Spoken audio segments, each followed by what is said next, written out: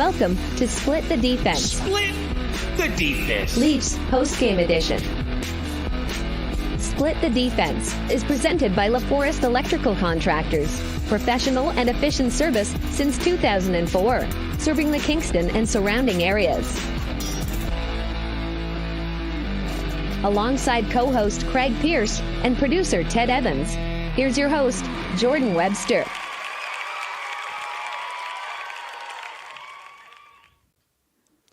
What up? Welcome to Split the Defense. I'm Webby here with CP and producer Ted in the booth. I'm not going to lie to you, CP. I've never wanted a national anthem to end quicker before in my life. Why do we even do those again? These late games are just killing me. Honestly, I didn't even hear it, so I don't even know why. But yeah, I mean, it does seem like anthems drag sometimes. That's for sure. Especially for a 10 o'clock start. Yeah. So a late one here. Leafs beat the Coyotes 6-3.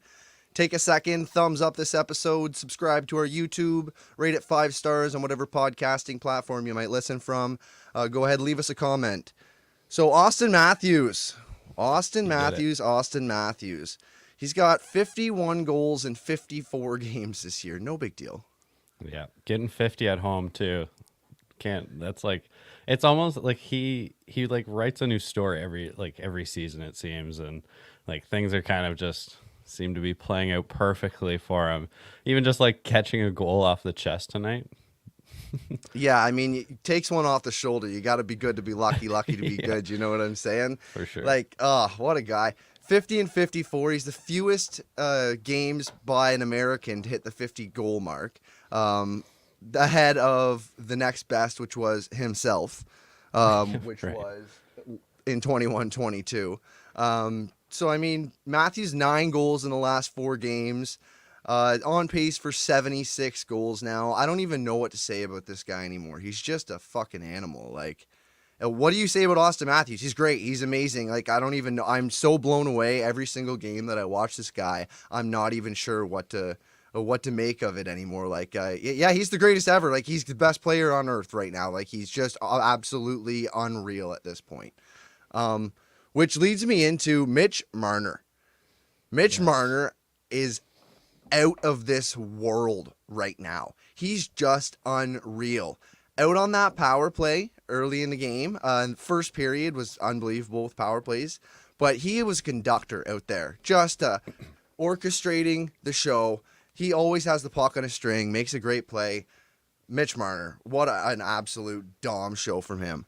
So, how about all those penalties in the first period? The Yotes couldn't keep their sticks to themselves. There was 5 power plays, and Leafs go 2 for 5 in the first period.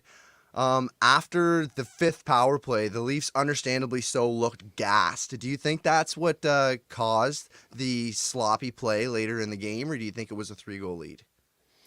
I mean, they definitely, like, when they were, I mean, there was a couple things. Like, they were tired after the penalty kill. Like, that's what, like, kind of caused the start of this thing.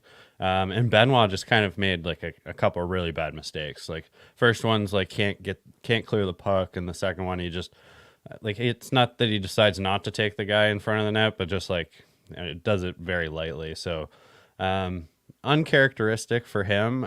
He did kind of make it up in the rest of the game. I felt like he had a good game other than like that 5-minute period, but yeah, like just gas. I don't know. I got quite hairy there for a while. It kind of seemed like the typical Leaf story of, 3-goal lead and blow it. But, they did turn it around though. So like it this is progress. In history, on the Steve Dangle podcast, they were talking about like their record against the Coyotes, and like 1-4, I think they said, in the last 5. And like in history, it's awful. I mean, the Coyotes were decent at one point when the Leafs were awful, but yeah, like it was just 2012 or something, like so long ago. Yeah. Well, like you could really see that the Leafs wanted this one tonight, right? Like I mean, Nyes, I think they wanted it for Nyes and Matthews getting his 50th. They really wanted this game in Zona where, I mean, I'm sure they spent all their time on the course as they usually do when they're there, and they've got a shit record playing against Arizona. That's all true, but they wanted this one and they went out and they took it. And that is what you need to see more from the Leafs. So now they're on a 5-game heater at this point. Yeah. I don't even know what to consider going forward. Like, so we have Riley coming back in the next game, 5-game heater without Riley. He's coming back against Vegas in the next game. Are you worried in any way about that happening? I'm not worried about him coming back into the lineup as far as like his play. Like he's a great defenseman, I think. But the thing that does worry me is what are we doing with TJ Brody? Because he's just been a totally different defenseman for 5 games now. I'm going to say it has all to do with him playing on his proper left side. So it's going to be tough to see like him forced to be on the right again if we're just going back to that. That to me is the worst part of this. I mean, one of the good things is Liljegren's kind of gotten such a like good audition here to have more minutes, and so even though that he's going to get bumped down to the third line again, you can trust him a little bit more than you could before. So I think like it's going to be better and all, and I think like it doesn't have as much to do with Riley being out of the lineup as like just the team like buying into, you know, kind of the next man up mentality. And like William Nylander was talking about it, like this is what like kind of, I forget the wording he said, but like kind of just like brings a group together and makes you like play more of a team game. And I thought that was one of the best quotes from Willie in a long time, because like that's what we're seeing. I hate like everyone saying that like Riley is the reason like this team's I'm not bad. insinuating that at all. No, I know you aren't, but like people are, you know, like, so I think that like you and I definitely don't have that opinion. It's just like the circumstances that change it. It's the same reason why Matthews, like their record is good when Matthews is out of the lineup and when Marner's out of the lineup. You know, it's the mentality that changes. The mentality. And also you have a guy like Bobby McMahon. Oh, my Bobby McMahon. Yeah. What a character. He's an absolute animal. 7 goals in his last 13 periods. And then he goes the next 2 without a goal, and I'm fine with that. 7 goals in 13 periods. This guy is on fire right now. Yeah. He's got it. When is he going to get his shot with Austin Matthews? Like he's playing out of this world right now. He got his minutes dropped right back down. The last game, I mean, obviously it wasn't the last game, it was the Ducks game when they were just cruising. McMahon played a lot, but this game he didn't. He played his normal amount, and I don't know whether that was just a lack of the third line playing, but he really didn't play a whole shit ton. I think Bobby McMahon needs more. Man, all he does is put goals in the net. He chews bubblegum and scores goals, and he's all out of bubblegum. Yeah, he's been awesome. These are like the great surprises that like it's like great to follow the guys lower in the lineup, because when they break out, you just love it even more. I think he's just been awesome. Like I think putting him on the top line with Matthews is a bit of a stretch. I think you might be, you know, not being too serious there. But no, fuck it, try it, man. Like I mean, don't know, is he a Knies has diamond been in the great, rough? though. Is he a gem?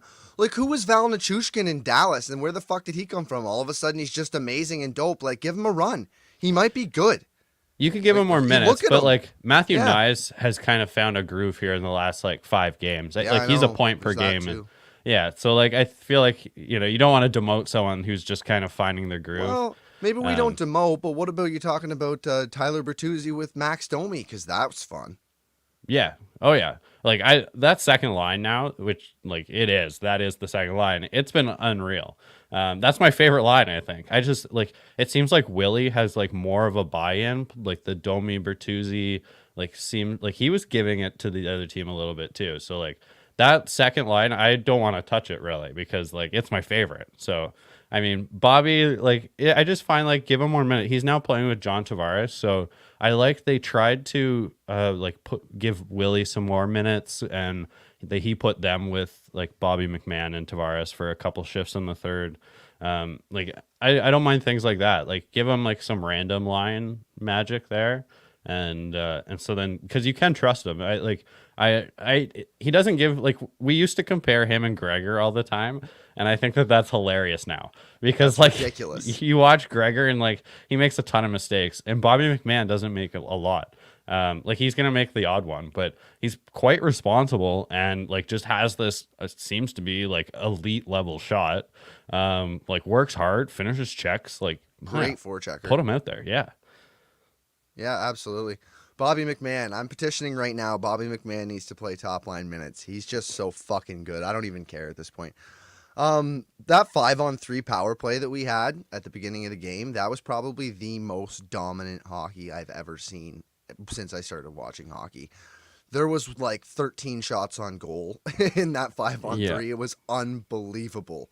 Like I've never seen this team click the way they are lately. Everybody just seems to be going off and clicking, and I hope with the addition of Riley, it just makes things better. Yeah. I do have this skeptical side of me that does worry a little bit that it's going to throw things off like it always does. I was also worried tonight about putting Gregor back in when you have a winning lineup. Yeah, the 5-on-3 was like I was at a point where like I didn't even care if they scored. It was just we've never really seen them been able to like snap it around, collect their own rebound. Like that like they've in history had a pretty bad 5-on-3 at times, and it's depressing because like you get such a like it should be just what it was tonight. Yeah, it's lazy. But yeah, like that was unreal. It was great that they ended up scoring because they deserved it. For like the Gregor being into the lineup, like I would rather have Reeves in. Like Yeah, honestly, it's at the point where anymore. because at least Reeves brings something like he has like I know that at times he hasn't, but he's kind of since being put back in the lineup, he's noticeable, not as many mistakes, and brings a presence. Where like Gregor, like he's basically all mistakes and like one or two like scoring chances. That's what you get. Yeah, from him. and that's all he does. He has absolutely no playmaking to him. Like that's not his thought ever. He is take the puck and drive it to the net and shoot it into the goalie's chest.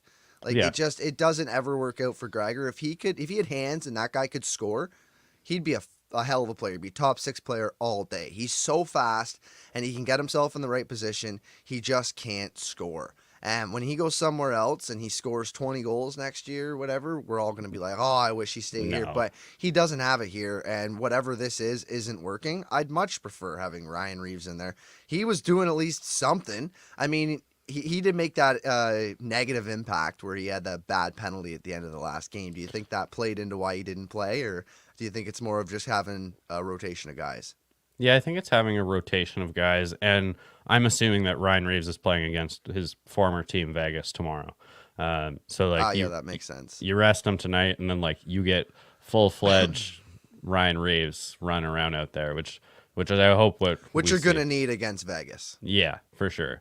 And like, you know, I just hope that he doesn't go overboard. You know, like we tend to see that with some of these tough guys, like Kyle Clifford was famous for that. You know, it was great. He wanted to make an impact, but just like going over the top isn't what we need. So especially when a team's kind of like found a groove here and, you know, like just do your regular Ryan Reeves things. Like that'd be great. But it just kind of came to me while I was ranting there. Like when does Calle Yarncroke come back to this lineup? Because the last I heard, he was not close, unfortunately. Oh, okay. Because I was going to say said last week that might change Bobby McMahon's playing time because like he's going to not that he's going to get bumped down, but like instead of Robertson, it would be Yarncroke, which here's the conversation we have to have. Is Bobby McMahon going to get traded?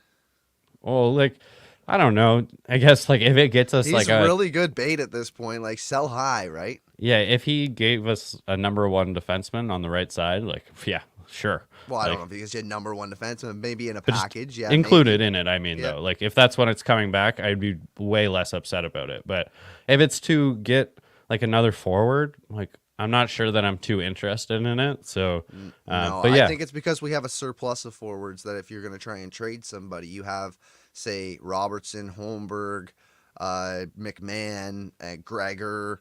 I mean, maybe Bertuzzi could be going out, but like those are the No. guys that are potentially going. But I don't even see Bertuzzi's really starting to click, and everybody has faith in him and hope for him. I don't really see the organization or the fan base really turning on him as much as we're saying like, wow, he's so unlucky, and we just wish this would end because we can see that it's all going to come together. Yeah. But you see these guys who could get traded, and you got to think Bobby McMahon has to be at the top of some of these teams' lists when they're going over. Well, do you want a Robertson, an undersized guy who's supposed to score who hasn't really scored? Do you want Holmberg, a guy who's really only played on the fourth line, and he's like 24, 25. He's not exactly young. Or do you want Bobby McMahon? He's 27. He seems to be ready to go. He's super physical. He forechecks hard, and he can put the puck in the net. He seems playoff built. So if you're trading and you're looking for a forward, for a defender, I think Bobby McMahon might be on a lot of teams' radars at the top ahead of those other guys.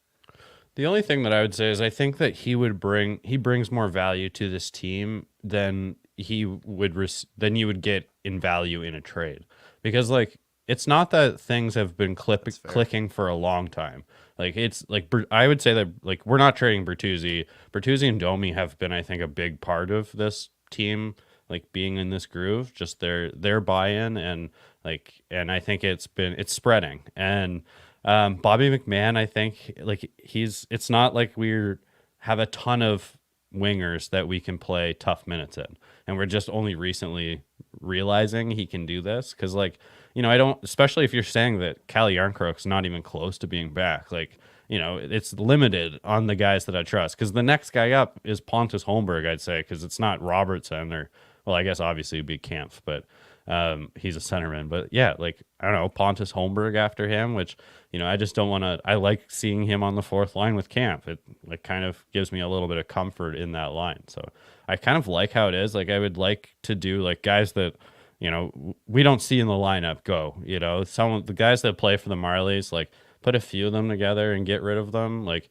I don't know where, like Topi, we used to hear his name all the time, Topi Niemela, and like, I don't know, is he worth anything still? Like, you know, let's get rid of him because he's a defenseman that we're probably never going to use. So, well, I think maybe he will be useful, but not in this next couple of years. I think we'll be testing him out right near the end of the window, and I don't think that's ideal for the Leafs. So I think you're right. If there's going to be a defender that goes out as well, maybe it includes Topi Niemela. And I think maybe that makes more sense because the Leafs don't have draft capital. You're going to have to move a guy like Robertson or McMahon and maybe a prospect like Niemela or somebody else. I don't think Easton Cowan's going to go anywhere. No, that's been he's thrown stuck around. Now he unless he's not untradeable, but you're gonna have to get really good. Yeah, it's gonna have to be like knock out of the park, undoubtable. This guy's gonna be dope. Otherwise, he's now worth more than a first round draft pick, which is not very common for late picks to. Because like every GM looks at a first rounder and says like, you know, it's kind of like a lottery pick. Like, you know, you never know what you're going to get. But like Easton Cowan is a first round pick who's like playing like it. He's looking like he is what we thought he was. So yeah, he's super valuable at the moment. Yeah, but junior, take that into consideration. But he's one of the best players in the OHL. Maybe the best right now. Right. So like a 22 game point streak or something, maybe more than that since I just saw that stat.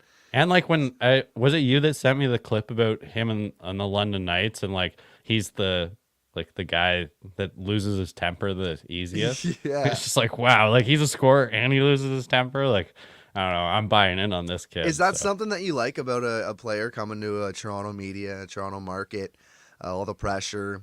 A guy who loses his temper easily. Is that like? Do you take that as a good thing? Do you think they meant it as a good thing? I don't know how they meant it, but it just reminds me of Nazem Kadri, and like I loved every bit of that guy. And I know he went over the top, you know, on a couple of occasions, which were, you know, very important to this team. But like I was upset when they traded him because I loved the player.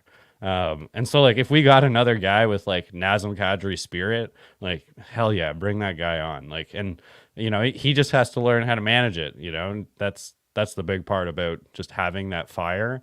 It's like the Nathan McKinnon effect, you know, as long as he can control it, it's wonderful, but just don't go over the top. Right. Yep. I guess that's fair enough. Okay. I want to get into the bullshit call on John Tavares that was 100% an even up call because the refs had given up so many given so many penalties to the Coyotes. So he lifts the stick of a Coyotes player, can't even remember. And if a stick hit that guy in the face, it was his own It stick. was his own. Yeah. And I don't even think the stick got up high enough to hit him in the face, and He they just called a flinched. penalty. Yeah. And I fucking hated it. Sheldon hated it. He let the ref know all about it. The Leafs get scored on, and Sheldon's pointing. You can see on camera, Sheldon's pointing at the ref. That's on you. That's on you because you fucked up. After that, the Leafs crumbled. It really got to them. And that's a moment right there where you look at the refs and you go, it's not about you. This whole fucking game here isn't about you. You're making bad calls to even up a game because you had to give one team 5 penalties. They earned 5 fucking penalties. That's how this game works. Like, if the other team didn't do anything, well, it was close, and maybe it wasn't even the ref that was standing right there that made the call. It was a ref across the rink, and I hate that. I hate that with my that's whole awful. being. Yeah. Like, and especially because if you look back, it never happened. It actually never happened. So after that, Sheldon Keefe takes a timeout. Actually, there's 2 goals in that span of a few minutes. And then Sheldon Keefe takes a timeout. After that, they still allow Arizona to take advantage of them. It would have been tied if not for Schmaltz hitting a crossbar at that point. They just absolutely crumbled. Yeah, I have a couple opinions on this. Like, the first one is just like, makeup calls are dumb. And when they came together and had their little meeting, I feel like that was part of it. Is like all of the linesman and the ref came together. They were discussing whether this was a penalty, and they decided it was. And like, to me, that was like part of it was just like, well, like, it's 5-0 penalties wise. Like, let's just give it to them. And like, that's stupid. Like, I hate that's that. fucking dumb. The second part is that, like, Sheldon Keefe has to learn how to be a better leader. And like, it's not about yelling after the play that it's your fault. It's that he's still talking about it going into the second period. And like, he's probably still talking about it going into the third. He's going to talk about it before he goes to bed. Yeah, and like, it's just one of those, like, get over it. Like, you're leading a team here. You're trying to make your players focus on the game, so you should focus on the game. I agree. It's one thing to have like you can yell like that one time after they score and say that's on you. Like, that's fine. I don't mind that, but like, drop it after that. And like, it's the same to Marner and everyone else. He was heated, and I mean, as a leader on the team, like, he's not a player. He's not in the heat of the moment. He's not getting slashed and hacked, and he needs to be the guy that knows how to keep his cool and keep composure and lead the group through the storm, not stir the shit tornado up when the shit winds started blowing. That's not the best alternative. I didn't like that from Keefe either. I agree. Yeah. I just want to talking about the shit wins. I want to give Alex Hobson at A Hobson Media a shout out. He was talking about more of that from Burton Domi, please. And then he said it's kind of like having Corey and Trevor on your line, except they can play hockey. Nice. Yeah. In the Leafs group chat, like, it's going off about Bert and Domi. Like, they're just like, I think that they're kind of becoming like everything that was advertised in the summer. Like, they just come with this, like, it's more grit than this team's ever had before. And Domi, I think, likes playing with, Bertuzzi, I think, likes playing with Domi. Because like Domi has kind of been, Jesus, I'm getting these names mixed up, but Domi's kind of been doing it for a while, and it seems like it's kicked up a bit for Bertuzzi playing on a line with Domi. So I like that. We're like, and hopefully, if maybe, like, I guess Tavares is never going to do that. So like, but it's rubbing off on Willie too. Like he head faked a guy tonight, and the guy almost fell over. Did you catch this? Like, he gets hit over by the boards, and he takes one step at him, and the guy like almost fell over. I was just like, I like that. And then he cross-checked him like once he got hit, and I was like, those are the things that I want more in the Stars, right? And it's rubbing off. I like that. There's some tension between Sean Durzi and just the Toronto Maple Leafs team. Yeah. Yeah. Just the whole team. Yeah, he's got a grudge. Doesn't matter what team he plays on either, because it was LA last year, and now it's Arizona. Yeah, 100%. The whole team was going at Sean Durzi tonight, and he was going at everybody. Well deserved. So before the last goal was scored, 23 of the last 25 goals had been from these 3 players. Austin Matthews, William Nylander. Okay, yeah. Bobby McMahon. 92% of the goals scored Love for that. this team from 3 players, and Bobby don't McMahon love is that, in on but- that. I just wanted to throw that in there. Yeah. So going forward here, what game do you expect to see Joe Woll return? And do you think the Leafs roll with 3 goalies through the end of the year here? Yeah, that was actually the thing written here for me. Wool is apparently playing for the Marlies this weekend. Like that kind of was a little shocking to me. I guess we should have been expecting it coming up, but like we had seen a little bit of him practicing, and it like he was pretty ginger. So I was like, oh, he's like at least a couple weeks away, and like I guess it is like a week since that happened. So not shocking that he's I guess getting a start with the Marlies, but I'm excited to see it. Excited for him to be back. What are they gonna do? Like I don't know, man. Like this is weird. Like Do you think they hang on to the 3? Like, what are they? You can't get rid of Jones. Jones is going to be gone. If you put him on waivers, he's gone. Oh, he's gone. There's no question. I would put money on him being gone. But like, I hate 3 goalies. So where does he go? There's only 2 nets. We would 100% take Jones if he was on. Right. Just so Yeah. Okay. So like 100%. He'd be an Av. Yeah, like there's only 2 nets in practice, and that's the biggest part of this. Like not both of the not everyone can practice at the same time. So like other like I don't know. Like, But I don't want to lose them. organizations that have carried 3 goalies in the past. Yeah, for sure. Like Buffalo did it for most of last year. It's not ideal scenario. So like I'd say you do it for a while. It's not an ideal scenario. I don't think a lot of the Leafs is an ideal scenario, and that happens because you have this whole cap fucking shit going on. You have 4 players making all the money up front and all this bullshit, so you can't just buy your way out of these situations. It's of course. Yeah, for sure. So Joe Woll, I think he might be back against Vegas Tuesday was my best bet. And I think that Martin Jones cannot go on waivers. I think they're going to hang on to him. If they put him on waivers, he will play for another team. So I see them hanging on to him at least until the trade deadline and potentially moving him then for something. Like to get something back rather than trading him when they need to bring roster players in to fill out this playoff roster. Yeah, that's a good call. Like if you could go out and get a 2nd round pick for him, and that's what you could get. 3rd so like, even.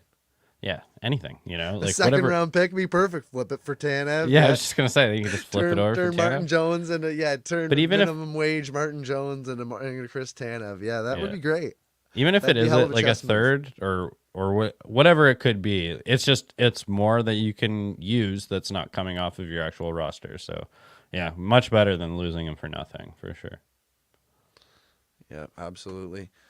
So looking ahead, we have a game again tomorrow night against Vegas, and it's at 10 o'clock again, and that's going to be tough for the Leafs because they just played late tonight, and I mean, obviously Is it it's at 10? going to be yeah, it's 10 for us. It's going to be 7 there.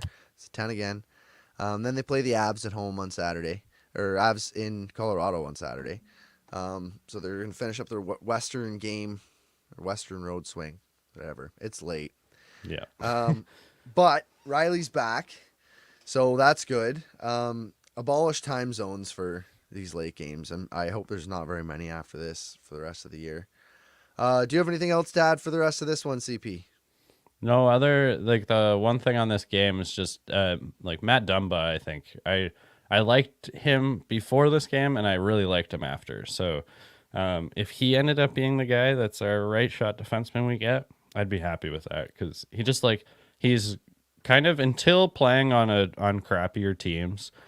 He's always had really good analytic numbers. So it's hard to have good ones when you play on Arizona. So like. Don't look at them and think they're going to be outstanding, but I think that he would suffice the position. I know everybody wants like this, flashy name, but he might not be as perfect for the spot as Tanev, but I don't think he would be as costly just because like Tanev's just like this big, huge, like his numbers going up, I think by the day, just based on how much people are talking about him. But I'd be okay with Dumba though. I like how he plays, and he's kind of like a 2-way guy with a little bit of fight. And when his guy went down from Liljegren hitting him, Cooley gets his face crushed into the boards. He was the first guy to skate down the ice and like stick up for him. So that is like another check in my book. Yeah, he does bring a lot of things that the Leafs could use. And he's probably on the table, more than likely on the table. I can't see him staying long-term in Arizona.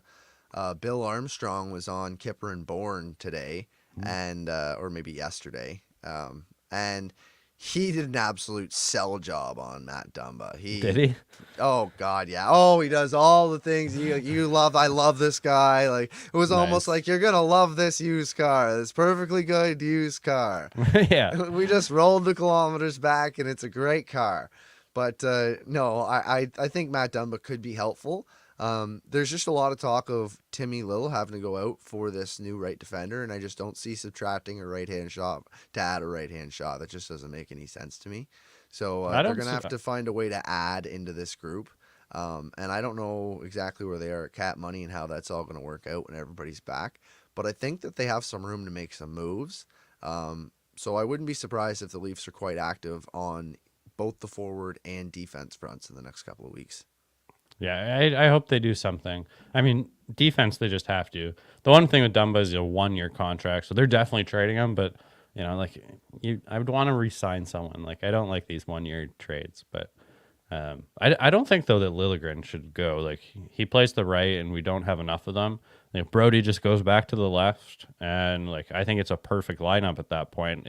I just can't – I need to know who that guy in the top right spot's going to be. But as long as it's someone, like – of the caliber that we're talking about, I think it's like a huge change for this team. So it's just Gio's not getting back in the lineup, you know, Lagesson either. So, you know what's crazy?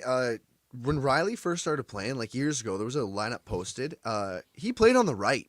Like, why didn't that ever work out? I wish that worked out. Could you imagine if Riley was a dope right-handed or left-handed right defenseman and we never had to worry about that and we just had TJ Brody playing his left where he's clearly better? And then you had dope Morgan Riley on the right with that wicked shot, always ready for a slap shot. I don't know. It's just my pot shot dream. When they brought in Muzzin, they tried them to as a pairing. You know, they're both left shots, and they tried both of them on the right side, and both of them hated it. And I think Riley's actually he tried it, I think, at the beginning of this year. He got in preseason, he got a look there. Oh, yeah, like Willie at center. Yeah, right. So like, I don't know. I just think that it's probably a Riley thing where like, he's just like, I don't like it. Which is fine. It's so much harder to do, but you would think for an offensive guy that it would be easier to do than like a shutdown guy like Brody. Like, you are right about that for sure. But if you don't like it, you don't like it. You got to buy into something like that. Yeah, it's weird. So it's weird when guys like to do it, like Mackenzie Weegar, who liked to play I think he was a right-handed shot. He likes to play on the left. Right. So like, that's weird. But you know, obviously he likes banging it. He likes the stick being in the middle and being able to bang the puck in the net. So they're gonna take a wrap for now. We'll be back tomorrow night after the Leafs play the Golden Knights. Be here again around 12:30, 1 a.m. Thanks for listening. I just wanted to say about Trevor and Corey, the Trevor and Corey comment. I just wanted to say. Trevor and Corey are stupid as fuck. I mean, I've met cats and dogs smarter than Trevor and Corey. Most cats and dogs are smarter than Trevor and Corey. But I mean, you. Yeah, so, you know, that's what I had to add to that place. Yeah, but they're perfect. You can smokes, let's go, and they do what you need them to do, and you put them on the line. It's like the fucking Basher brothers. It's Corey and Trevor. It was perfect, and that was great from Alex. Anyways, we're out of here. Hit that like button. Thanks for listening. Subscribe to our YouTube. We'll catch you tomorrow night. Peace. Peace. Thanks for tuning in to Split the Defense. Split the defense. Leafs Postgame Edition. Hosted by Jordan Webster, Craig Pearce, and producer Ted Evans. Split the Defense is presented by LaForest Electrical Contractors. Professional and efficient service since 2004, serving the Kingston and surrounding areas.